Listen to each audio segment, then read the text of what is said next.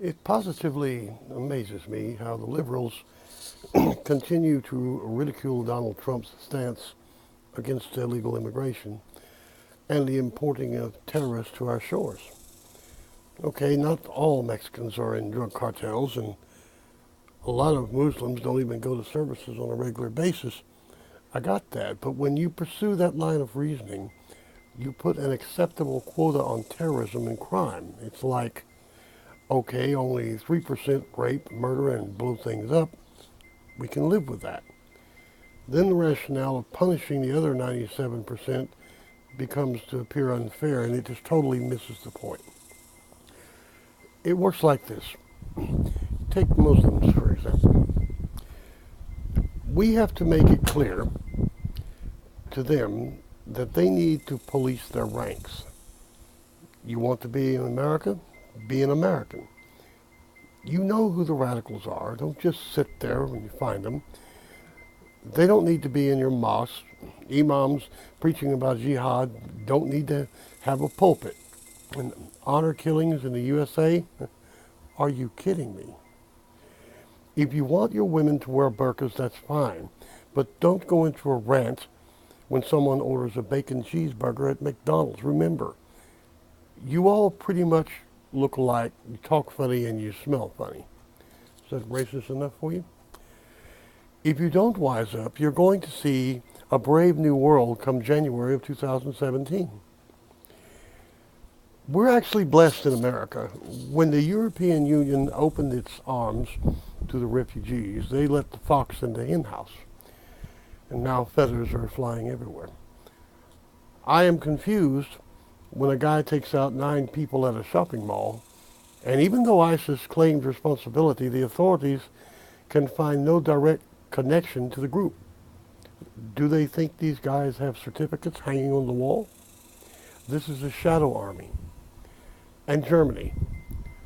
Aren't they the guys that gave us Hitler? We seriously need a panties check here. The fact is, Hitler had the run of the chicken coop until America and Russia stepped in. Well, what do we have now? Putin stepped up, Obama went to Europe, and he came back with a weather report. You can't make this stuff up, folks.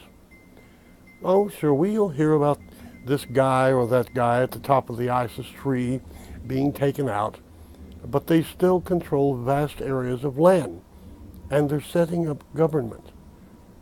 Donald Trump's stance is not here.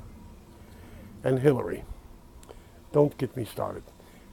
She single-handedly tore apart the Middle East and gave it to radical Islam. Not even our ambassador was safe. She was only the Secretary of State then. Can you imagine what Madam President could do? The day she takes the oath of office, ISIS will be dancing in the streets. Our streets. But the liberals love her. Well, we had our black president. Now for our woman president, what's next? Bruce Jenner? Donald Trump's stance is simple. Stop. America first.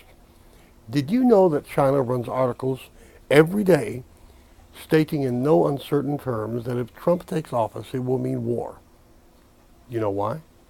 Because the morning that Donald Trump sits down in the Oval Office, he's going to hand them their face. They'll lose their hat and all their cattle. This charade of world power status will disappear like a bowl of rice, and they'll have to start competing on a world stage filled with fed-up people. Trump isn't perfect, but he's not totally imperfect either. He is an American. He has dealt with the Chinese, and that's what they're scared of. They know they have a paper-mache economy.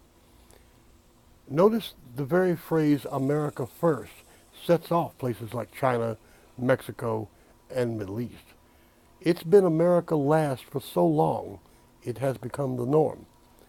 Well, they better start swimming or they'll sink like a stone, because times they are changing.